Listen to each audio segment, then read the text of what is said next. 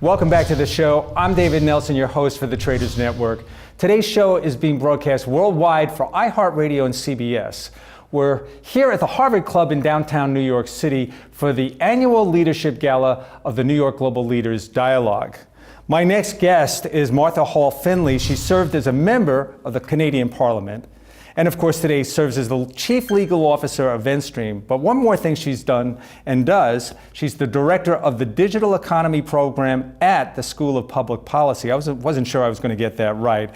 She also sits on the Advisory Council of the New York Global Leaders Dialogue, and the reason we're here today. Martha, it's finally a pleasure to meet you. Welcome. It's really nice to meet you. Great to be here. I want to dive into some of what's going on here at Global Leaders and your role within the organization. But before I do, I want to share something with the audience. Martha is a former silver medalist in skiing. Now, what I want to know, and what I think our audience wants to know, is how do you go from the slopes, the ski slopes, to the House of Commons? Oh, well, there are a few years in between. So, a law degree and some business experience and then diving into politics. But athletics, I wasn't going to talk about this, but it's a really important thing when you do something, an individual sport like skiing. You can only do it when you're part of a team, and sure. I know that sounds really cliche, but it's wonderful life experiences that in fact help very much when you are in a political environment. From what I can read, and correct me if I'm wrong, this wasn't handed to you. You've done it all. You've done everything. You've been a waitress. You've been a carpenter, a ski race coach, all while finishing law school. What was the passion to go into law? I really think that it was to accomplish something. And I think that was what I ended up going into politics for too. And it's one of the reasons I'm involved in the New York Global Leaders Dialogue. You need people, you need key decision makers to make good decisions, and they need to be based on the best evidence possible. You want them to be doing so with a view to having the most peaceful, prosperous, generous, sustainable societies that we can have around the world.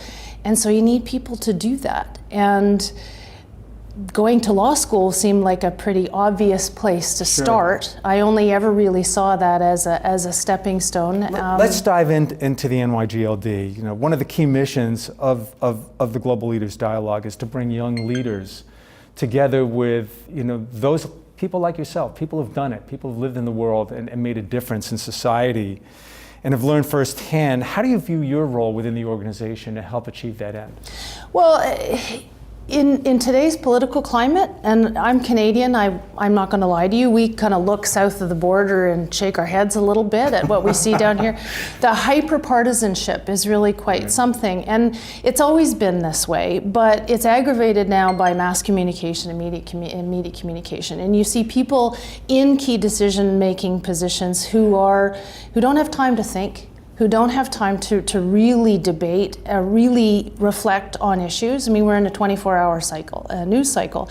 And so if you want to have really good, strong leaders who have character and principle, the best way to have that in the future is to have those young leaders today have the chance to spend time and learn from and be with current extraordinary leaders. And that's what the New York Global Leaders Dialogue does. And it's a terrific, terrific organization. New York Global Leaders, I believe, is 2 years old just last month. When you look back over that time, is there anything in particular that you can point to, something that you thought we did it right? I'm just amazed at how much has been done so far and how quickly the organization has grown into something of real influence. And even if you only affect a few of these young leaders who will be the real leaders of the future, I mean, they're leaders now, for goodness sake. I mean, look at some of the accomplishments of some of these younger people.